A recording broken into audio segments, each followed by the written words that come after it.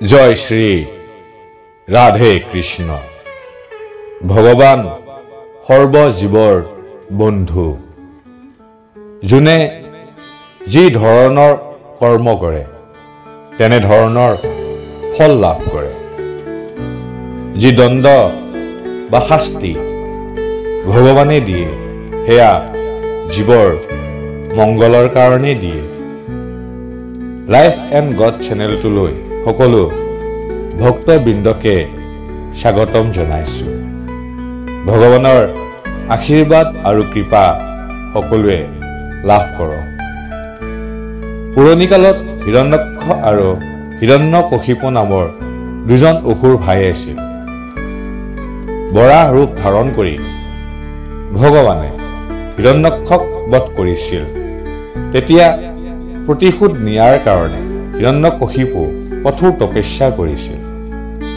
সেই তপস্যাত সন্তুষ্ট হৈ ব্ৰহ্মাই তেওঁক বৰ দিব বিচৰাত দৈত্যৰাজে ক'লে, দেৱ, গন্ধৰ্ব, অসুৰ, নৰ বা পশু পক্ষী, ভূমি, পানী বা আকাশ আৰু কোনো অস্ত্ৰ শস্ত্ৰৰ দ্বাৰা যেন তেওঁক বধ কৰিব নোৱাৰে।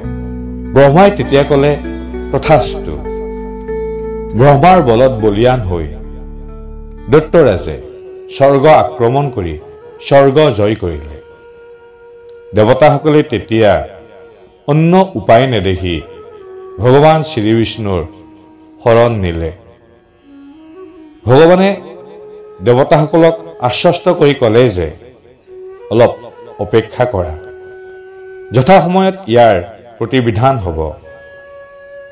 দৈত্যৰাজৰ 4জন পুত্ৰ আছিল। আটাইতকৈ সৰুজনৰ নাম আছিল প্ৰহ্লাদ। তেওঁ নম্ৰ শান্ত স্বভাৱৰ আছিল। হাই কাজিয়া আদিত তেওঁৰ কোনো আগ্ৰহ নাছিল। সকলো সময়তে ভগৱান শ্ৰীহৰিৰ চিন্তা কৰিছিল।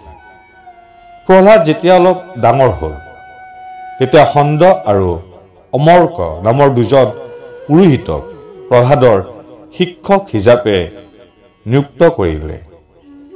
কিছুদিন যোৱাৰ পিছত ৰজাই প্ৰহ্লাদক কোলাত লৈ সুধিলে, কোৱাচোন বাবা, তুমি ইমান দিনে কি শিকিলা?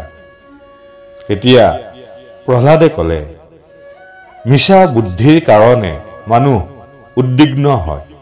ইয়াৰ ফলত আত্মাৰ অধপতন হয়।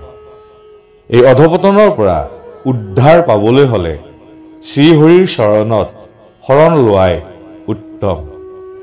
এই কথা শুনি ৰজাই হাঁহিলে আৰু ভাবিলে, কোনোবা ছদ্মবেশী বৈষ্ণৱ আহি তেওঁৰ ল'ৰাক এইবোৰ শিকাইছে।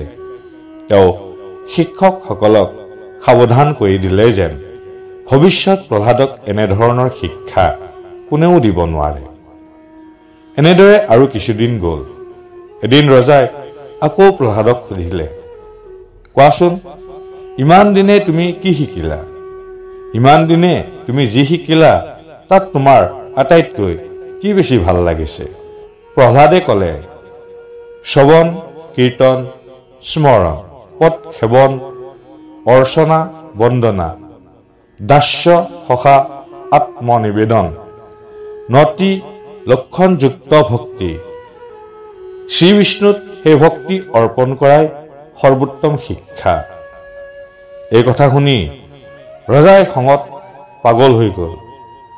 তেওঁ শিক্ষকসকলক মাতি আনি ক'লে, তোমালোকে প্ৰহ্লাদক এইবোৰ কি শিক্ষা দিছা? তেতিয়া শিক্ষকসকলে ক'লে, মহাৰাজ, আমিও প্ৰহ্লাদক এইবোৰ শিক্ষা দিয়া নাই। সেই সময়ত প্ৰহ্লাদ ৰজাৰ কোলাত বহি আছিল। তেওঁ ৰজাক ক'লে, পিতা, এওঁলোকে মোক এইবোৰ শিক্ষা দিয়া নাই। যি জীৱ নিজে বদ্ধ, সি কেনেকৈ ভগৱান শ্ৰীকৃষ্ণৰ ভক্ত হোৱাৰ শিক্ষা দিব? বিষয় বাসনা শূন্য মহাত্মাৰ পদধূলি নাপালে শ্ৰীহৰিৰ প্ৰতি ভক্তি উদয় নহয়। এইবোৰ কথা শুনি ৰজাই খঙত তৎক্ষণাত প্ৰহ্লাদক হত্যা কৰিব আদেশ দিলে। ৰজাৰ আদেশ পাই অসুৰসকলে প্ৰহ্লাদক নি শূলত দিলে। হাতীৰ দ্বাৰা বধ কৰাৰ চেষ্টা কৰিলে। গৰম তেলত দিলে। অস্ত্ৰ শস্ত্ৰৰ দ্বাৰা আঘাত কৰিলে, কিন্তু ভগৱানৰ আশীৰ্বাদত প্ৰহ্লাদৰ একো ক্ষতি কৰিব নোৱাৰিলে। এইবোৰ দেখি ৰজা বৰ আচৰিত হ'ল আৰু প্ৰহ্লাদক সুধিলে, তোমাক কোনে ৰক্ষা কৰিছে? কি শক্তিৰ কাৰণে একো ক্ষতি নোহোৱাকৈ এতিয়াও তুমি জীয়াই আছা?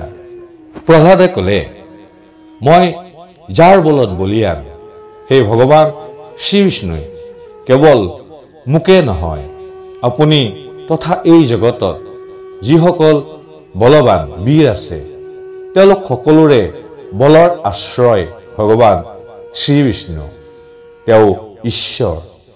তেজ, সাহস, বল, বুদ্ধি সব কিছুৰ আশ্ৰয়। প্ৰহ্লাদৰ কথা শুনি ৰজাই ক'লে, তোমাৰ ভগৱান ক'ত আছে? সন্মুখত থকা স্তম্ভটোৰ ফালে লক্ষ্য কৰি ক'লে, এই স্তম্ভটোত তোমাৰ ভগৱান আছে? প্ৰহ্লাদে ক'লে, হয় আছে, ভগৱান সকলোতে আছে। তেতিয়া ৰজাই খঙত অস্ত্ৰৰ দ্বাৰা সেই স্তম্ভটোত আঘাত কৰিলে। তেতিয়া প্ৰচণ্ড শব্দ কৰি ভগৱান আবিৰ্ভূত হ'ল। আধা মানুহ আধা সিংহ, নৰসিংহ। প্ৰভুই নৰসিংহ ৰূপ ধাৰণ কৰি দত্তৰাজক কোলাত লৈ নখৰ দ্বাৰা আঘাত কৰি বধ কৰিলে। তেতিয়া প্ৰহ্লাদে নৰসিংহৰ স্তৱ আৰম্ভ কৰিলে, প্ৰাৰ্থনা কৰিলে।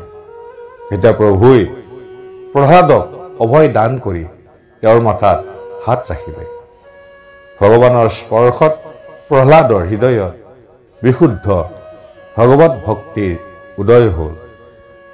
নৃসিংহদেৱে প্ৰহ্লাদক বৰ দিব বিচাৰিলে। তেতিয়া প্ৰহ্লাদে ক'লে, হে প্ৰভু, হে দীন দয়াল, আপুনি যদি বৰ দিব বিচাৰে তেনেহ'লে এনেকুৱা বৰ দিয়ক যাতে মোৰ হৃদয়ত কেতিয়াও কামনা বাসনা নাহে।